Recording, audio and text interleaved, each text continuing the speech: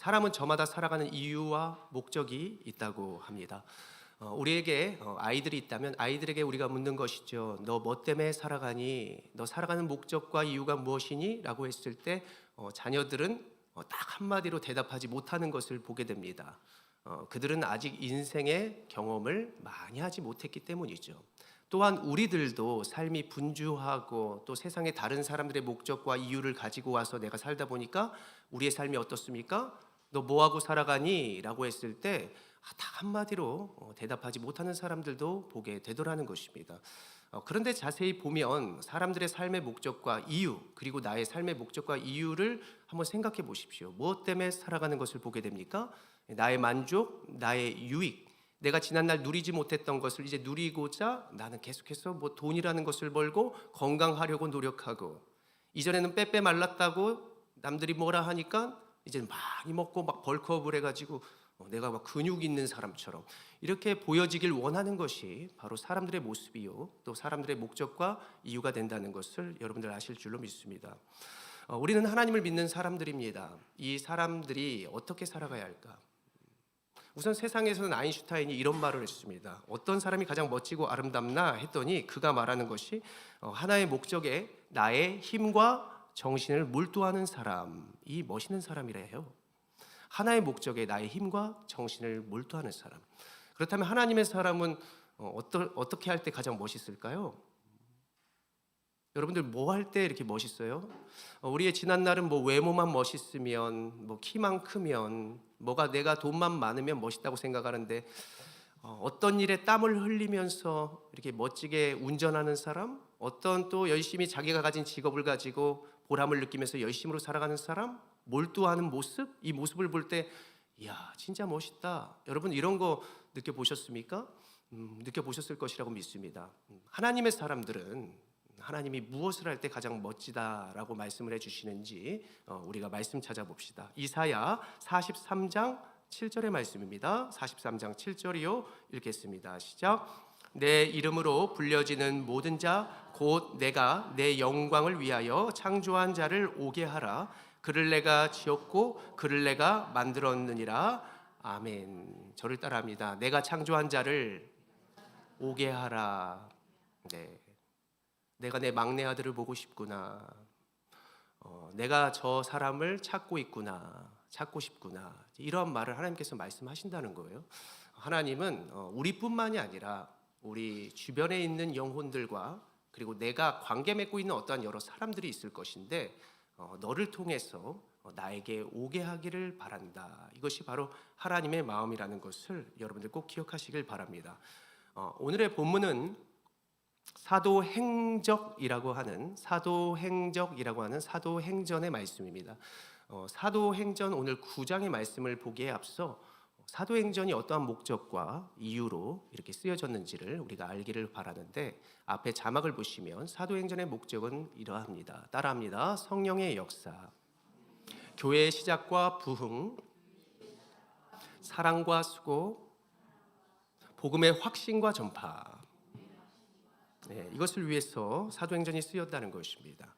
그렇다면 이 모든 것을 하나님이 어떻게 이루어 가시는가? 사람을 통해 이루어 가시는 것입니다. 사람을.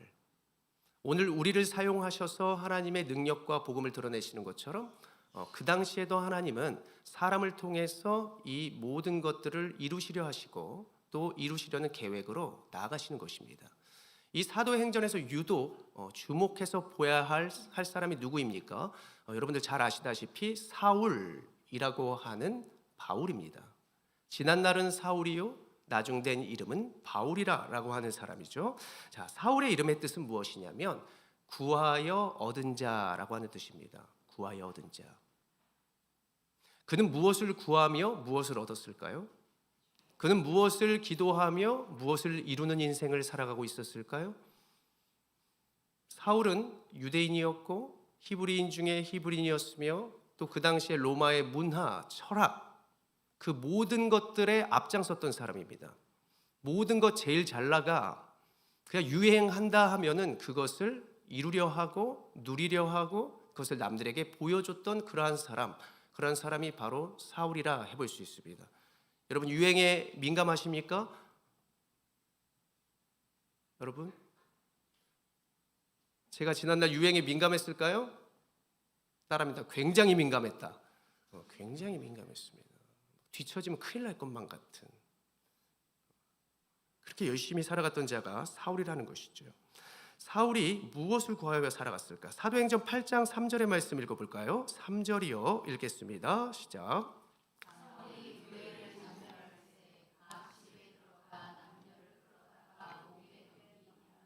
아멘. 그 당시에는 이제 유대교 사람들이 어떤 게 유행이고 어떤 게 최고라고 여겨졌냐면 그리스도인들, 예수를 믿는 자들이 이단이라고 생각합니다.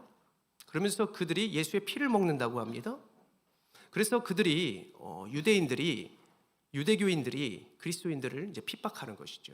그러면서 완전히 그 씨를 말리려고 하는데 거기에 앞장섰던 사람이 유대교의 열심당원 바로 사울이라고 하는 사람입니다. 그가 너무나 열심히 사람들을 핍박 잘하고 그리고 사람들을 감옥에 쳐넣으니까 유명했어요. 그렇게 열심히 살아가고 열심히 살아가면 사람이 더 목마른 법입니다. 우리가 숲속에서 산삼 캐보셨어요? 나물 캐보셨어요? 우리가 열심히 놀아보셨어요? 놀이터에서? 그러면 밤이 깊어지도록 거기에 빠지다 보면 어떻게 돼요? 더 깊이, 더 우리가 더 심한 그 모든 것을 떠나 나서는 것을 보게 되는 것이죠. 사울이 너무 이 예루살렘 부근에서 사람들 핍박하고 감옥에 쳐넣었는데 내가 이 정도 가지고는 안 되겠다. 더 많은 사람들을 잡아 넣어야겠다라고 하다가 그가 결국 어디까지 가게 되냐면 예루살렘에서 다메섹까지 가게 됩니다. 예루살렘에서 다메섹의 거리가 몇 킬로냐? 약 250킬로. 그렇다면 우리가 있는 병점에서 어디일까요? 부산광역시 그리고 전라도 목포라고 해볼 수 있습니다. 그 정도까지 가는 거예요. 너무나 그것을 좋아하니까. 도박을 해보셨어요? 포카 고스톱? 표정 관리하시는 거예요 지금 여러분? 하면 밤새죠. 밤새는 것입니다. 더 깊어져 가도 모르는 것처럼 그는 더 깊은 곳으로 다메섹까지 이렇게 나아가는 그러한 핍박자의 모습으로 살아갔더라는 것입니다. 어느 날 여느 때와 동일하게 그는 그리스도를 핍박하며 나아가고 있었는데 그가 다메섹 부근에서 어떠한 일이 있었느냐? 큰 빛이 그를 탁 비추게 되면서 그는 너무나 눈이 부셔서 그 자리에서 넘어지게 되는 것이죠. 앞이 가리워지고 자신의 모든 열심이 딱 멈추게 되는 것입니다. 그러면서 소리가 들려요. 무슨 소리가 들릴까요? 사도행전 9장 4절의 말씀 읽어봅니다. 시작. 땅에 엎드려져 들음에 소리가 있어 이르시되 사울아 사울아 네가 어찌하여 나를 박해하시나 하시거늘. 아멘. 여기서 박해라고 하는 말이 무엇일까요? 막 회초리 되는 거? 괴롭히는 거? 박해는 무엇이냐면 저를 한번 따라해 봅니다. 박해는 하나님과 멀어지는 것이다. 어찌 나와 멀어지려고 하느냐라고 해석할 수 있어야 돼요. 그러니까 우리가 세상에서 열심을 내는 것, 사람들이 좋아라 하는 것, 점점 깊어져 가서 중독되어져 가는 것, 이것을 보면서 또 나의 모습을 보면서 내가 무엇을 박해할까? 그러니까 그것으로 향하고 열심을 낼수록 우리는 예수님을 박해하고 있구나. 예수님과 멀어지고 있구나. 이제 이렇게 생각해 볼 수 있어야 합니다. 그가 바라보며 나갔던 다메섹이 이제는 어떻게 됩니까? 눈에 보이지 않게 되고 그의 몸은, 마음은 한자리에 머물게 되어지는 것이죠. 모든 것이 멈춰버린 상태에서 그는 소리를 들을 수밖에 없습니다. 여러분 그러한 경험 해보셨습니까? 열심히 살다가 내가 그 자리에 탁 멈춰진 경험. 제가 달리기를 굉장히 잘해서 이게 국가대표 축구 선수가 제가 초등학교 때 스카우트하는데 국민학교입니다. 저는 스카우트하러 왔다고 했잖아요. 근데 저는 그때 축구가 싫었어요. 형들이 맨날 혼나고 막 그러니까요. 근데 제가 그런 저였는데 오토바이 사고로 인해서 제가 다리가 완전히 부러져 버렸단 말이에요. 근데 제가 그때 달리기를 너무 좋아하고 제일 잘하는 것이었는데 다리가 부러지니까 어떻게 돼요? 실력도 줄고 여자들한테도 지는 거예요. 졌었어요. 그러니까 어떻게 했어요? 마음이. 내가 정말 열심히 내고 최고라 여겼던 것이 다 무너지는 순간 많은 것들이 상심되고 아무것도 할 수 없는 그러한 상태가 되어졌더라는 것입니다. 사울은 생각했을 것입니다. 나는 네가 박해하는 예수라. 무슨 생각했을까요? 난 정말 세상을 위해서 열심히 살았던 것뿐인데, 내가 가진 것 가지고 잘하려고 했던 것인데, 그냥 최고가 되기 위해서 그렇게 노력을 했는데 내가 예수를 박해했다고? 이렇게 여러 가지들을 생각해 볼 수 있었을 것입니다. 우리는 사울을 왜 멈추게 하셨을까? 그리고 우리의 인생 가운데 우리가 이루고 싶고 그렇게 노력을 했는데도 불구하고 왜 그것이 이루어지지 않을까? 여러 가지 우리의 목적과 이유를 돌아보면서 저는 오늘 본문을 통해서 먼저 나누고 싶은 것은 이것입니다. 첫 번째로 저를 따라합니다. 하나님은 우리를 찾으십니다. 우리가 찾으신다라고 한다는 것에서 우리를 찾는다. 이 우리를 두 가지 의미를 볼 수 있습니다. 두 가지 크게 의미를 살펴볼 수 있는데, 먼저는 지금 우리의 공동체, 우리의 가족들을 생각해 볼 수 있고, 두 번째의 의미의 우리는 진짜 주님과 멀어진 사람들, 아직 주님을 모르는 자들도 우리라고 하는 영역으로 우리는 볼 수 있어야 합니다. 오늘 사도행전을 쓴 누가라는 사람, 그리고 누가복음을 쓴 누가, 이 누가는 의사인데 누가는 성경에 딱 두 가지 썼죠. 누가복음, 사도행전. 그가 여기서 말해주는 신학적인 모습이 무엇이냐면 다 우리라고 하는 신학적인 모습입니다. 이것을 한마디로 우리 신학이라고 말을 할 수 있는데, 이 우리 신학이 무엇이냐면 그 의미가 바로 이 네 가지로 볼 수 있습니다. 우리의 의미 따라합니다. 가족, 교회 공동체, 나라와 민족, 세계와 열방. 네, 이 우리라고 하는 의미가 점점 확장되어지고, 나라는 사람, 나 밥 먹었어, 우리 밥 먹었어. 이 우리라고 하는 것이 점점 확장되어져 가야 하는 것이 바로 우리 신학입니다. 그래서 오늘 사도행전에서 말해주는 이 누가는 하나님이 우리를 찾으신다, 나만 찾는 것이 아니라 내 주변에 하나님께서 찾고자 하는 사람이 있다라고 우리는 해석해 볼 수 있어야만 합니다. 그래서 하나님은 멀리 있는 누군가를 부르기 위해서 우리를 오늘 불러주신 것인데, 그래서 여러분들이 얼마나 소중한 존재인지, 하나님이 보시기에 정말 아름다운 존재인지를 여러분들 꼭 믿으셔야 합니다. 우리는 무엇을 따라 살아왔던 인생입니까? 권사님, 어떤 인생을 따라 살아오셨습니까? 나의 만족과 유익을 위해서 살아갈 수 있었고, 여러분들의 환경이 너무나 녹록치 않아서 어쩔 수 없이 세상으로 향했던 여러분들의 모습이 있습니다. 주님은 아시죠? 내가 왜 지난날 그렇게 살았는지 주님은 아시죠? 여러분들이 지금 왜 이 자리에 나왔는지, 여러분들이 무엇을 이루고 싶은지를 주님 지금 다 알고 계십니다. 지난날 저도 저의 열심과 노력을 돌아봤을 때 무엇을 이루려 했을까요? 가장 먼저는 가정에 물질적인 문제가 찾아와 돈을 벌려고 했고, 건강적인 문제가 찾아와 그 질병을 어떤 수를 써서라도 고치려 했습니다. 그런데 이 모든 것이 세상의 열심으로 내가 많은 돈만 있으면, 내가 좋은 의술을 가진 병원으로 나아가면 다 이루어질 줄 알았는데, 그게 그 뜻대로 되어지나요? 열심을 낸다고 그것이 해결되지 않더라는 것입니다. 지난날 저는 어쩔 수 없는 것도 있었고, 아니면 어쩔 수 없는 것처럼을 가장한 나의 만족과 유익을 위해서 살아갔던 것이 있습니다. 어쩔 수 없었던 것은 가정 형편이 어려워진 것. 좋은 아파트에 살다가 갑자기 누구 친척 집에 얹혀 살면서 연탄을 떼는 집으로 갔을 때 완전히 청소년 때 멘탈적으로 흔들렸고, 그거에서 어렵고 힘들게 살다가 아버지가 질병에 걸리고, 이거는 뭐 도대체 살라는 거야 말라는 거야? 정말로 너무나 힘들더라는 것이죠. 제가 그렇게 세상으로 향하면서 돈을 벌러 나아가면서 주일 성수를 하라는 부모님도 이젠 저를 말릴 수가 없습니다. 왜? 집안에 돈이 없으니까. 그리고 제가 대학을 온전히 졸업도 못했으니까 저는 세상에서 하는 직장이 뭐겠어요? 다 몸으로 하는 일이겠죠. 너무나 어렵고 힘든 일을 하면서 그렇게 열심으로 살아가면서 제가 어떻게 하느냐? 예수를 박해하는 인생이 되는 거예요. 멀어졌습니다. 그렇게 멀어진 상태에서 제가 다시 돌아가려고 보니까 뭔가 어색해요. 세상 말로 교회 공동체로 나아가는 게 쪽팔려요. 새로운 교회를 갈까? 그것도 뭔가 낯설어요. 여러 가지 어려웠을 때 교회에서 누군가가 찾는 이가 있었습니다. 교회 형이었어요. 지금 그 형은 부산 쪽에서 보험 뭐 팀장님인가 뭐 리더를 하고 있는데 돈도 많이 벌고 잘하는데요. 결혼도 안 하고 그 형님은 지금 주님과 멀어졌어요. 근데 그 당시는 그 형님이 주님과 가장 가까웠고 주님과 멀어졌던 저를 계속해서 초청했습니다. 우람아, 내가 너를 위해 기도하고 있다. 우리 공동체, 우리 셀원들이 너 응원하고 있어. 너희 아버지 일 잘 될 것이고 너 언제든지 와도 돼. 우리가 기다리고 있어. 그렇게 계속해서 초청해주고 어느 날은 제가 그때 당시에 경차를 탔는데 이 봉투에다가 20만 원을 넣어주면서 우람아, 형 이게 뭐예요? 천사가 너 주랜다.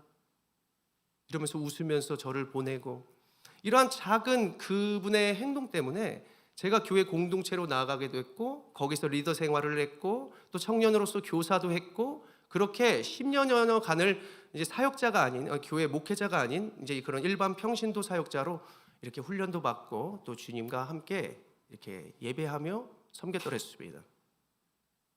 하나님은 오늘 우리를 불러주신 이유가 무엇이겠습니까? 우리도 부족하지만 우리를 통해서 하나님 누군가를 찾고 계시고 부르시기를 원하신다는 것이죠. 그리고 그러한 방법도 우리가 뭐 예수님의 복음을 제대로 알고 뭔가 능력이 있어서가 아니라 내가 가진 것으로 그 주님의 마음을 나타낼 때 그 잃어버렸던 한 영혼이 주님께로 돌아오게 된다는 사실을 여러분들 꼭 믿으시기를 바랍니다.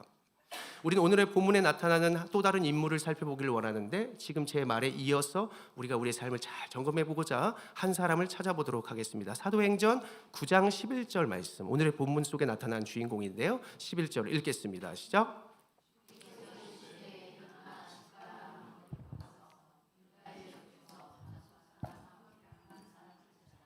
그가 기도하는 중이니라. 아멘. 저를 따라합니다. 가서 찾으라.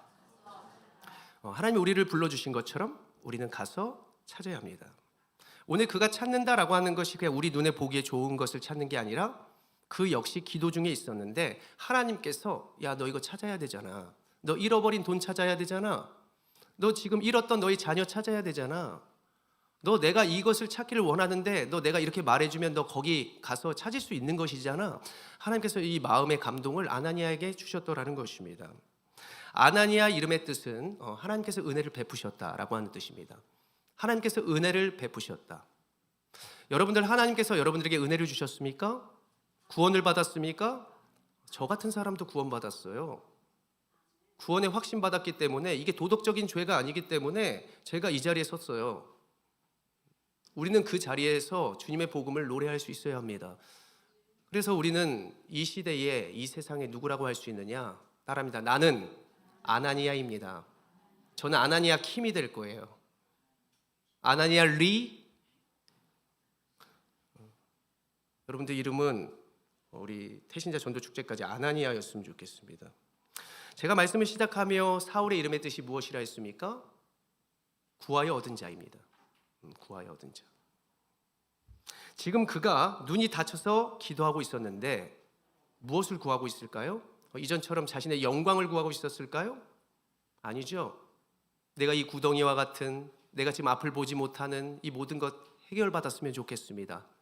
그 대상이 온전한 하나님을 바라고 했었는지는 몰라도 그는 아주 심히 미약하게만아마 예수님이 왜 네가 나를 박해하느냐라고 하는 것을 들었기 때문에 지금 예수의 이름으로 간구했을 것입니다. 이전처럼 말고 지금의 넘어진 바, 멈춰진 바, 갇혀진 바, 주님 이 올무만 풀어주십시오. 주님 내가 한 걸음 내 스스로 걸어갈 수 있는 회복을 주십시오. 내가 이제 이 세상을 향한 목적이 아니라 내가 진짜 목적이 무엇인지를 알았습니다. 내가 봐야 하는구나. 제대로 봐야 하는 거구나. 내가 제대로 가야 하는 거구나. 제대로 힘을 줘야 하는구나. 그거 깨달았을 거예요. 여러분들도 지난날 내가 열심으로 나아가다가 멈춰진 경험이 있을 것이란 말이에요. 1등 하다가 꼴등한 것도 있을 것이고요. 꼴등하는데 1등하는 것들이 있었을 것입니다. 근데 대부분 꼴등하는 사람들이 1등하면은 뭐냐면 다 은혜였다 그래요. 내 실력이 아니었다 그래요. 세상 말로 운이 좋았다 그래요. 그렇죠? 또 내가 잘나서 했던 것도 무엇이에요? 나의 진정한 만족과 유익이 없다는 걸 깨달아요. 그래서 사울은 지금 깨달은 거예요. 그 멈춰진 곳에서 내가 진정으로 무엇을 구해야 하며 어떤 목적으로 나가야 하는지를 또 어떻게 힘을 줘야 하는지를 그가 계속해서 기도하면서 회복 주십시오라고 했었을 것입니다.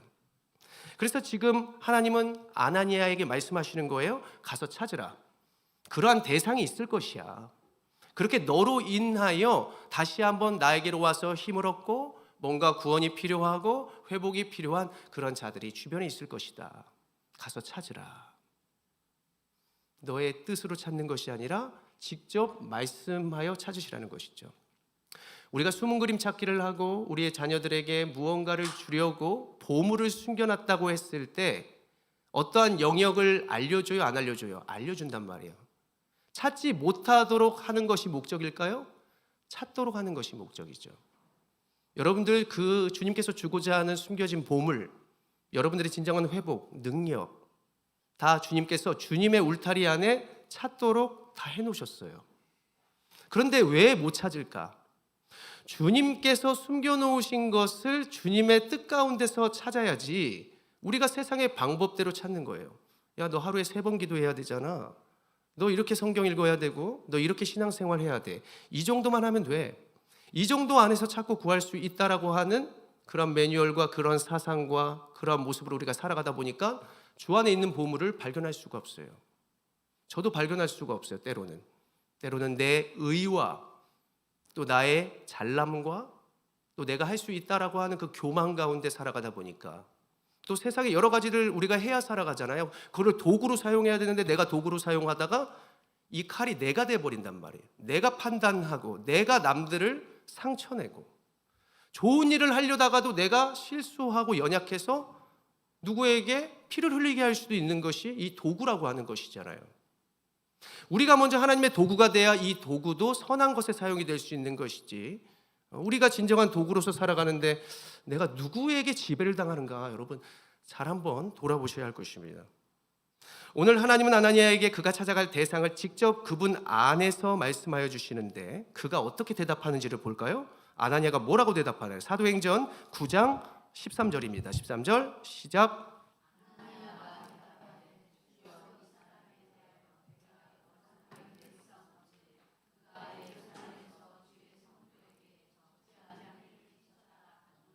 아멘.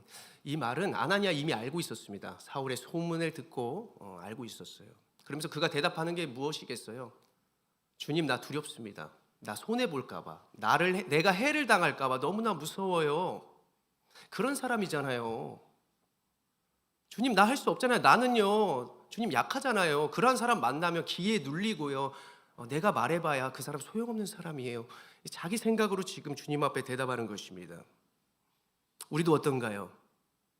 거친 파도 뛰어들면 나 죽습니다. 뛰어들어보지도 않고 죽습니다. 주님, 내가 태신자에게 나아갔을 때 거절당할까 두려워요. 우리 엄마 아빠 씨도 안 먹힐 거예요. 우리 배우자요? 안 될 거예요. 나 나아가면요 쑥스러워요. 거절당할 것 같아요. 여러 가지 생각이 있단 말이에요. 전도를 하다 보면 또 이것을 느끼는 거예요. 거절할 것만 같은데 거절 안 하더라는 거예요. 거절 안 할 것 같은데 우리는 거절당해요.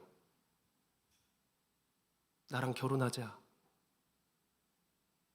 이 내 생각과 모든 과정, 내가 이렇게 하면 될 것만 같은데도 하나님은 안 되게도 하시고 이 안 될 것 같은 자리에서 되게 한다라고 하는 이 하나님의 원리 가운데 우리는 우리의 삶을 돌아보면서 주님의 뜻을 분별할 수 있어야만 합니다.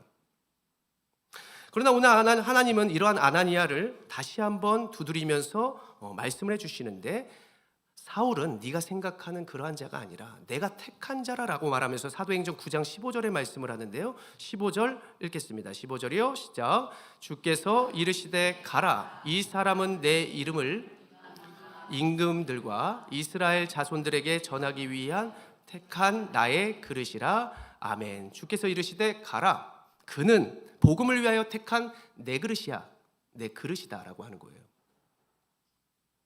자, 그릇은 어떤 도구입니까? 무엇을 담기 위한 도구죠? 우리 안에 무엇을 담는가? 내가 그릇입니다. 우리가 준비한 것을 어떠한 그릇에 담는가? 더러운 그릇? 아무리 좋은 것을 그 안에 담아도 더러운 그릇은 사람들이 받으려 하지 않아요. 자, 그릇, 이것은 스큐오스라고 하는 헬라어가 쓰였습니다. 이 그릇, 택한 그릇, 여러분들 깨끗한 그릇 갖고 싶죠? 이 스큐오스, 사울이 과연 깨끗한 그릇일까요? 이 스키오스가 이제 다른 성경 구절에 어디에 쓰였나 봤더니 예수님이 좁은 길을 걷다가 우리의 죄를 위해서 십자가에 달리셨습니다. 그 십자가에 달리신 다음 모든 것을 이루시기 전에 바로 죽기 직전에 받으신 것이 무엇이냐? 신포도주를 받았습니다. 이 신포도주를 가득 담은 그릇이 바로 스키오스예요. 그 스키오스를 주님께서 마지막으로 입에 대시면서 하신 말이 무엇이다? 테텔레스타이. 헬라어로 테텔레스타이. 여러분 말씀 듣고 나아가실 때 여러분 우리 교회의 출입구에 위에 붙어 있는 게 테텔레스타이 헬라어란 말이에요. 자, 요한복음 19장 30절의 말씀 읽어볼까요? 19장 30절이요. 읽겠습니다. 시작. 예수께서 신포도주를 받으신 후에 이르시되 다 이루었다 하시고 머리를 숙이니 영혼이 떠나가시니라. 아멘. 아나니아는 지금 이런 완전한 하나님의 목적과 계획 가운데 순종하며 나가는 것입니다. 그러니까 그 그릇, 우리가 생각하는 안 될 것만 같은 그릇, 깨질 것만 같은 그릇에게 나아가는 것이 우리의 인생의 목적. 야, 됐구나. 응? 정자야, 원정자야, 너 됐어. 응? 너가 그 목적과 뜻을 알았다면, 그 목적의 길에 완성을 알았다면, 결승점을 알았다면 내가 다 이루었다. 내가 온 목적을 다 이루었어. 그분이 받으시는 거예요. 우리의 마음을, 우리의 삶의 행위를, 또 우리의 마음과 생각과 뜻을 받으시면서 테텔레스타이. 내가 이제 죽어도 되는구나. 내가 눈을 감아도 되는구나. 이렇게 주님께서 받으시고 또 하늘로 올라가셨던 그 마지막이 그 그릇. 우리 주변에 있는 그릇, 또 우리의 상처의 그릇, 모든 것들을 주님께서 다 짊어지시고 받으신 후 십자가의 모든 것을 완성하셨다라고 말해볼 수 있습니다. 그렇다면 우리가 무엇을 해야겠습니까? 여러분들이 생각하는 그릇은 무엇이고 어떤 그릇으로 내가 살아가기를 바라며 여러분들은 어떤 그릇에 담긴 것을 먹고 싶습니까? 하나님은 사람을 통해 역사하신다 그랬습니다. 사람을 통해 그 목적과 뜻을 이루신다 했습니다. 우리가 그릇이라면, 나는 말을 전하는 그릇, 어떠한 것을 내어주는 그릇, 그런 그릇이 되어 살아갈 것이고, 또 우리가 바라보는 영혼들도 하나님께서 받으시는 그릇이요, 그리고 그 그릇을 하나님께서는 계속해서 정결하게 하셔서 그 그릇을 통한 영광을 받기를 원하십니다. 이것이 바로 우리의 목적이라고 하는 사실입니다. 우리가 이렇게 살아갈 때 하나님은 어떠한 것을 주실까요? 두 번째로 저를 따라합니다. 하나님은 구원과 능력을 주신다. 우리가 이제는 그 그릇에 대한 의미와 또 내 목적을 주님으로부터 알게 되었다면 우리는 그것을 향해서 담대한 믿음으로 살아가야 한다는 것입니다. 아나니아는 용기 있게 사울에게 찾아갑니다. 그리고 안수하여 기도를 해주고 또 하나님의 마음을 전합니다. 분명히 그가 화려한 것을 전해주기보단 자신이 가진 것을 가지고 그 분량에 따라 주었을 것입니다. 그러한 모습으로 복음을 나타내자 지금 사도행전 9장 18절에 어떠한 역사가 일어납니까? 18절이요. 읽겠습니다. 시작.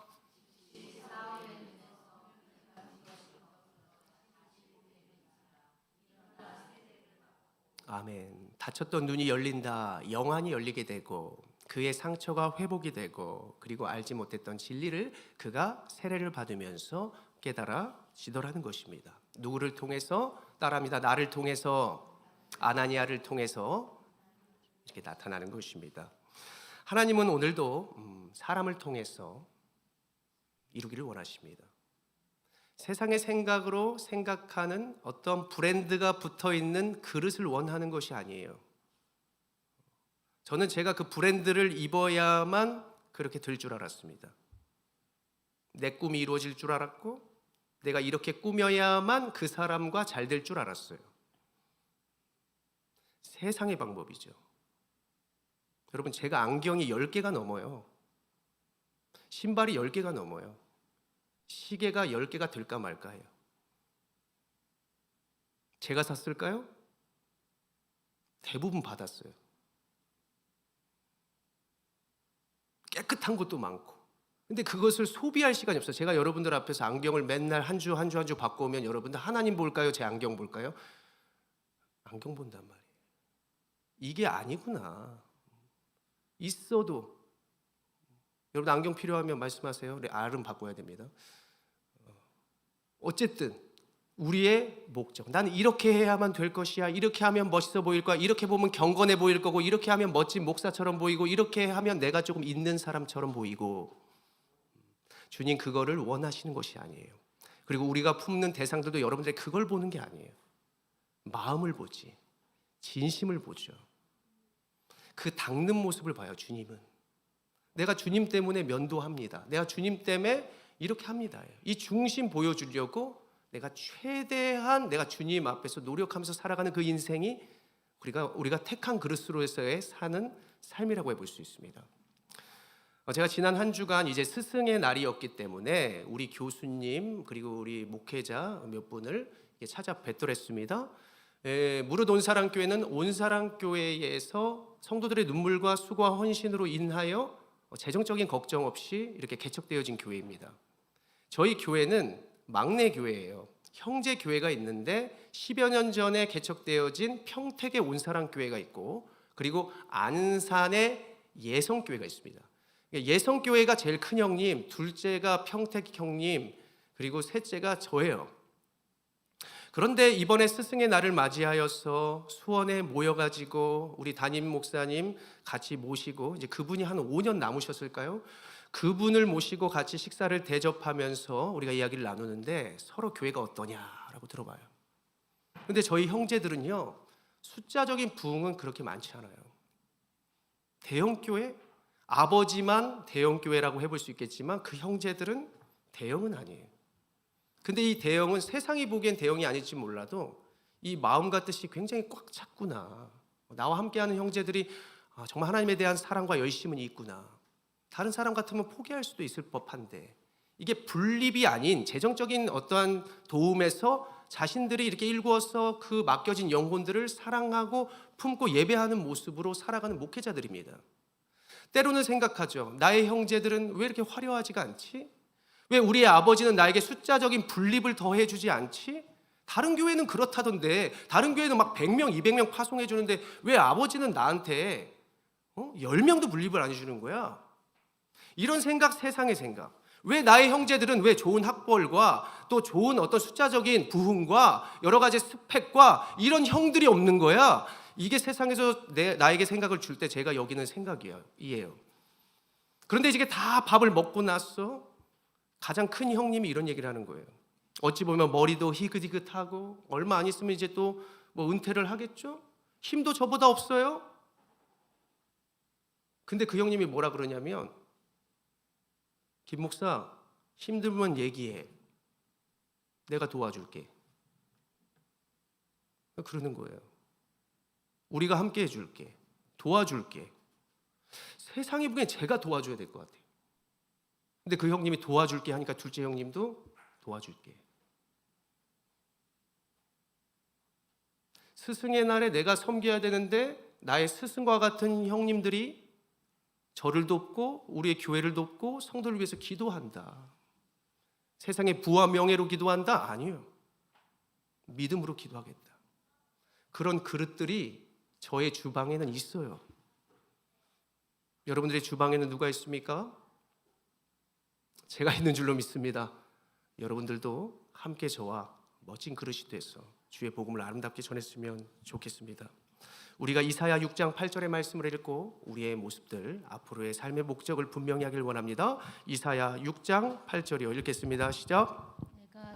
주의 목소리를 들으니 주께서 이르시되 내가 누구를 보내며 누구를 우리를 위하여 갈고 하시니 그때에 내가 이르되 내가 여기 있나이다 나를 보내소서.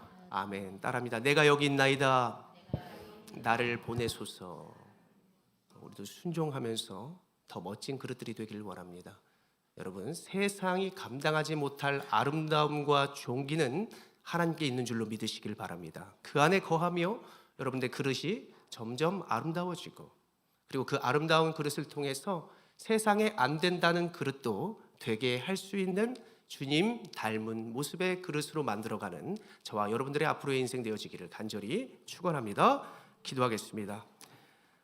다 이루었다 테텔레스타이, 하나님의 온전하신 뜻을 향하여 우리가 나아갑니다. 지금은 연약하지만 주께서 나를 완성하실 그날까지 내가 담대히 나가길 원하오니 나의 넘어진 자리에서 강하신 오른팔로 붙드시고 내가 이것으로 인하면 된다라고 여겼던 곳에서도 이제 주님으로 인하여 승리할 수 있는 멋진 그릇이 되기를 원합니다. 하나님 아버지, 우리가 좁은 길을 걸어도 멋진 인생 되게 하여 주시고 우리가 헐거운 옷을 입어도 가장 아름다운 모델로서 살아갈 수 있기를 원하오니 하나님, 우리의 성도들을 축복하여 주시사 입을 열어 노래할 때도 아름답게 하시고 그들이 넘어질 때도 가장 멋진 액션이 될 수 있도록 축복하여 주셔서 하나님의 이름을 더욱더 아름답게 높일 수 있는 우리 모두가 될 수 있도록 축복하여 주시옵소서. 하나님께서 우리에게 모든 것 더하여 주실 것을 믿사오며 예수님의 이름으로 담대히 기도합니다.